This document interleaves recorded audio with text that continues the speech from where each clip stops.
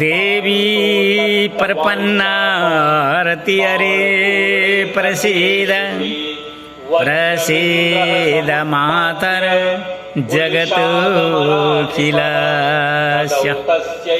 प्रसीद विश्वेश्वरीपाय विश्वं त्वमेश्वरी देवी चराचरस्य। वैदिक विज्ञान अनुसन्धान वर्ष 2078-7 आज कार्तिक 12 गते शुक्रबारका दिनसम्म पुगेका छौँ र हामीले वैदिक विज्ञानको प्रयोग विशेष गरेर हामीले यो गोर्खा राज्य नेपालको हितका लागि हाम्रा ऋषिहरू र हाम्रो वैदिक साहित्यहरूको बीच भागमा बसेर यस आत्रेय परमहंस वेदतीर्थ उसले वैदिक विज्ञानको प्रयोग देख्न खोजिरहेको छ र ती सूर्याग्नि नामका देवता हर सबैलाई परिचित हुनाले वैदिक विज्ञान मात्र होइन कि आजको आधुनिक विज्ञान पनि त्यसै अग्निका आश्रयमा नै आश्रित छ। हामीले के भुल गर्यौं कि वैदिक विज्ञानबाट हामीले पृथ्वीलाई अत्यन्त सम्मान दिने र पृथ्वीमा फलफूल खाद्यान्न जीव जगतलाई संरक्षण गर्ने विचारहरू उठायौं। हामीले त्यो बाटो लिएनौं जुन बाटो आजको आधुनिक मानवीय आविष्कार विकास र औद्योगिक विकासले लिएको छ। सायद तपाईहरुले कहिलेकाहीँ वैदिक साहित्यहरूलाई केलाइरहनु भएको होला। ती कुनै थाङ्ने कथाहरू होइनन् र दन्ते कथा पनि होइनन्, अन्धविश्वासका लागि लेखिएका पनि होइनन्। हाम्रा ऋषि महर्षिहरू जसले आफ्नो जीवनमा ती कुराहरू अनुभव गरे कि अहो यी पृथ्वी माता, ओहो यी सूर्य अग्नि चन्द्र, त्यो सौर्य परिवार, यो खगोल प्रकृति जीव जगत सबै कुराहरू उनीहरूले बुझेका हुन्।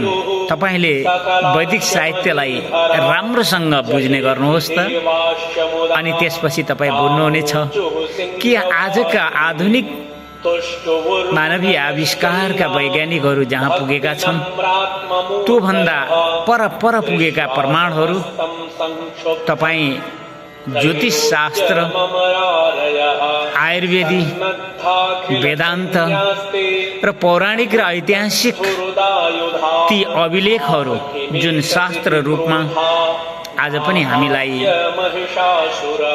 अनन्त प्राप्त छन्, हामीले तिनलाई संरक्षण गर्न नसक्नु त्यो अर्कै कुरा हो, तर हामीलाई प्राप्त छन् र हामीले त्यहाँ घुसेर हेर्यौं र पृथ्वी मातालाई जथाभावी खनिज उत्खनन गरेर कोइला, फलाम, पेट्रोलियम पदार्थ, यस्तै चाँदी तामा सिसा ढुङ्गा के बताउँ, यहाँ बताइ साध्य नै छैन। तर परिणाम यस मानव विकासले स्पष्ट रूपले जो कसैले पनि देख्ने गरी यो जैविक जगतलाई जलवायु प्रदूषण र जलवायु परिवर्तनले कति महँगो पार्नेछ त्यो इतिहास बोल्नेछ। हामीले तिनै इतिहासका लागि यी वाक्यहरू, यी वाक्यांशहरू, यी आवाजहरू हामीले अन्तरिक्षमा पठाइरहेका छौँ।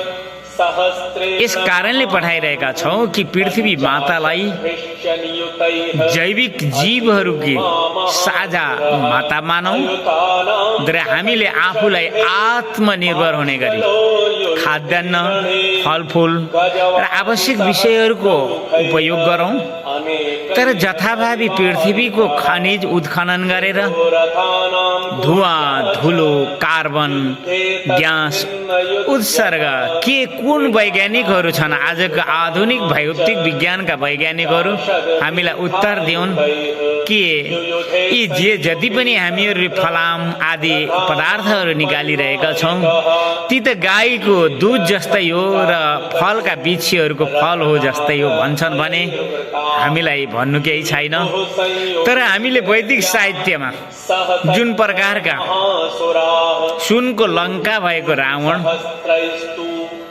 हामीले भेट्यौँ र हामीले दुर्योधनलाई पनि देख्यौँ, जरासन्धलाई पनि देख्यौँ र हामीले ती सबै जुन हिरण्यकश्यप हिरण्याक्ष यस्तै सबैलाई हामीले वैदिक साहित्यमा देख्यौँ। जुन हामी मानव जातिलाई राम्रोसँग विचार गरिरहेका छौँ, हामीले शिक्षा र अनुशासनमा रहन नमान्नेहरूलाई आखिर ती सबै ब्राह्मण नै थिए, मानव मात्रै मनुका सन्तान हुन् र मनुका सन्तानपछि ती मनुका सन्तान हुनाले उनीहरू सबै ब्राह्मण पनि हुन्।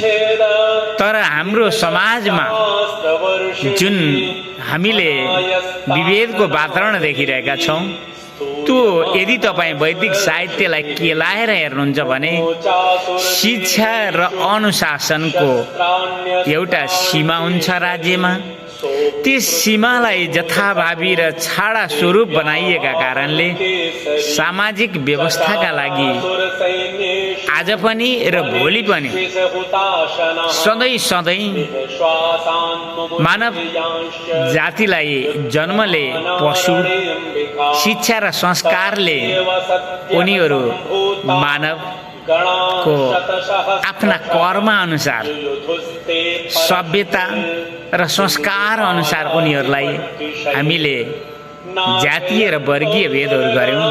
विशेष गरेर वर्गीय भेद त आर्थिक दृष्टिले गरिएको हो, जातीय विभेद कर्मका आधारले गरिएको हो। आखिर तपाईँ कहिलेकाहीँ हामीलाई लान्छना लगाउनुहुन्छ भने ती देवीहरू जसका मासिक रजहरू आइरहेका छन्, हामीले सुनेका छौँ कि ती रजहरू पनि रगत नै त हुन्। त्यो आफै बुझ्नुहोस्, खराब रगत र शुद्ध रगतमा कति अन्तर छ।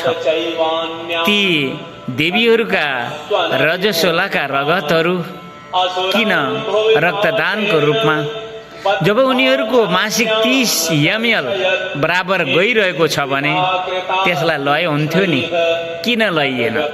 किनभने त्यो डिम्ब फुटेको प्रकृतिको प्रजनन प्रणालीको रज हो, रगत हो।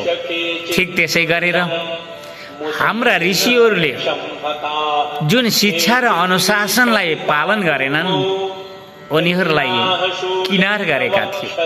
आज हामी देखिरहेका छौँ कि बहुदलीय साम्यवादको समाजमा शिक्षा र अनुशासनको आवश्यकता नहीं, उनीहरूलाई मानव भनेपछि सबै एक हुन् भनेका छन्। र यो कहाँसम्म टिक्छ? यो समाजवाद, छाडा समाजवाद कहाँसम्म टिक्छ?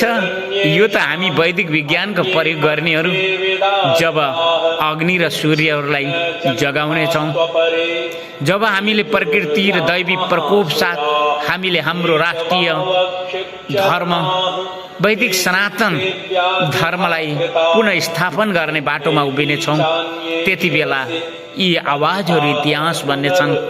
र यी इतिहास आवाजहरूले के कुनै पनि समाज, मानव समाजमा पैसा सबै थोक होइन, विकास सबै थोक होइन, त्यहाँ त धर्म पनि रहेछ, त्यहाँ सत्य पनि रहेछ र त्यहाँ न्याय पनि रहेछ भन्ने कुरा हामीले परिचय दिनुपर्ने आवश्यकता छ। हाम्रा ऋषिहरूसँग हामीले संवाद गर्यौँ, उनीहरूले हामीलाई यही बोले कि यो प्रकृतिका कार्यहरूलाई प्रकृतिको कारणतर्फ जाऊ। प्रकृतिका जुन कारणहरू छन् ती 5 उपादान अर्थात् पृथ्वी, जल, अग्नि, वायु, आकाश अनि सौर्यमण्डलका सूर्य, चन्द्र, राशि, ग्रह, नक्षत्र, ताराहरू अनि जैविक जगतका ती 84 लाख जीवहरू अनि त्यहाँ जीवका कर्म अनि ती जीवका शरीर र तिनका खाद्यान्न प्रकृति सिस्टम। एउटा मानव जातिले आफ्नो प्रकृति विधिलाई जथाभावी गरे पनि प्रकृतिले उसलाई निहालिरहेको छ। जब उसलाई प्रकृति र दैवी प्रकोप आइपुग्नेछ अनि ऊ अनुशासित पनि हुनेछ, शिक्षित पनि हुनेछ अनि ईश्वरलाई स्वीकार गर्नेछ। तपाईलाई आश्चर्य लाग्ला कि हाम्रा जुन ऋग वेदादि वैदिक साहित्यहरू छन् ती प्राचीन साहित्यहरू, मानव सभ्यताका साहित्यहरू छन्, ती आजका होइन। तपाईँ देख्नुहुन्छ रामायण र महाभारत पनि आजसम्म हाम्रो समाजमा प्रतिस्थापित छ भने अवश्यमेव भन्नुहोस् कि वैदिक साहित्यमा र वैदिक विज्ञानमा केही शक्तिहरू छन्। हामीले त्यो प्रकृतिको शक्तिलाई अनुभव गर्न गइरहेका छौँ र त्यो प्रकृतिको शक्तिको विषयमा तपाईँ सामान्य रूपले पैसाले हुन्थ्यो भने कोही पनि देवीहरू निसन्तान हुने थिएनन्, कोही पनि पुरुषहरू निसन्तान हुने थिएनन्, कोही पनि मानव जाति पुत्रको लागि मरिहत्ते गर्दा गर्दै अनेक प्रकारका घटनाहरू घटाउने थिएनन् र ती पुत्री भएर सुकाकुल हुनेहरू पैसाले हुन्थ्यो भने ती पनि रुवावास गर्ने थिएनन्। त्यसैले यी आवाजहरू सुन्ने गर्नुहोस् कि पैसा सबै थोक होइन, धर्म पनि छ, न्याय पनि छ, सत्य पनि छ र प्रकृतिको शक्तिलाई राम्रोसँग देख्ने गर्नुहोस्। र वैदिक साहित्यहरू हामीले जानेनौँ त्यो अर्कै कुरो हो, तर वैदिक साहित्यमा वैदिक विज्ञान देख्ने चस्माहरू छन् र ती चस्माहरूलाई हामीले त्यहाँबाट हामीले हाम्रो आँखामा ल्यायौँ भने अवश्यमेव यो प्रकृतिलाई हामीले राम्ररी बुझ्न सक्छौँ भन्दै म यी आवाजलाई रोक्न खोज्छु र रोक्न जाँदा जाँदै तपाईँ सबैलाई यही भन्छु कि पैसा सबै थोक होइन। यो मानव समाजलाई शिक्षा र अनुशासनको आवश्यकता छ। तपाईँ स्वतन्त्रको नामले स्वच्छन्द हुँदै बहुलवादको समाजवाद अर्थात् त्यो बहुलवादको समाजवाद र वैदिक समाजवादको एक दिन धर्म युद्ध हुन जाँदैछ र हामीले वैदिक विज्ञानको प्रयोग साथमा सूर्य र अग्निका साथ आउनेछौँ। त्यति बेला त्यो प्रकृति र दैवी प्रकोपलाई सहनका निमित्त कति आर्थिक पैसाहरू जम्मा गर्नुपर्ने हो, त्यो बहुलवादका समाजवादका ती स्वच्छन्दवादका विचार व्यक्त गर्नेहरूले आजैदेखि ख्याल राखुन्, किनकि एउटा आत्रीय नस्ल हुने नाताले विश्व मानव जातिमा नस्लको कुनै महत्त्व नराखे पनि हाम्रो वैदिक साहित्यमा जुन गोत्र नस्लको सभ्यता छ त्यो आज पनि छ र हामीले भारतवर्षलाई यो बनाइराख्न सक्ने सामर्थ्य राख्छौँ र वैदिक साहित्यहरू भारतवर्षको सीमामा बसेका छन् भने अरू सबै स्वतन्त्र हामीले छोडिदिनेछौँ। तर हामीलाई कहीँ कठिनाई परिस्थिति आयो भने हामीले ती अग्निदेवलाई लगाएर डढेलो पनि लगाइदिन सक्छौँ, खडेरी पनि पारिदिन सक्छौँ र मुसलधारे पानी र हिमपातहरूले के हुनेछन् यो त अहिले तपाईँहरूलाई बोल्नु मूर्खता हो, किनकि हामी वैदिक विज्ञानको प्रयोग देख्न गइरहेका छौँ र त्यो वैदिक विज्ञानको प्रयोगमा प्रकृति र दैवी प्रकोपद्वारा नै हामीले हाम्रो वैदिक सनातन धर्मलाई पुनर्स्थापन गर्छौँ भन्ने हामीले यी आवाजद्वारा तपाईँलाई सुनाइरहेका छौँ। समय त अवश्य लाग्छ, त्यसैले यी सबै इतिहासका विषय हुन् र इतिहासका लागि कुर्दै रहनुहोला भन्दै म यहाँबाट बिदा हुन्छु। नारायणी नमस्ते। देवी प्रपन्नार तियरे प्रसीद प्रसीद मातर जगत किलस्य प्रसीद विषे शरीपाय विषम अमेश्वरी दे विचराचरस्य। मैले जाँदा जाँदै यिनै आवाज साथ श्री बुढी गण्डकी र त्रिशुली बेनी सङ्गम गौरी शङ्कर सङ्गम जहाँ माता तीर्थधाम र गौरी शङ्कर घाट छ, अवश्य तपाईँले समय पाउनुभयो भने वैदिक सनातन धर्मलाई तपाईँको आस्था र निष्ठा छ भने अवश्य यी पवित्र तीर्थलाई दर्शन गर्नुहोला भन्दै मैले यी आवाज यहीँ रोके। नारायणी नमस्ते। हस्त धन्यवाद।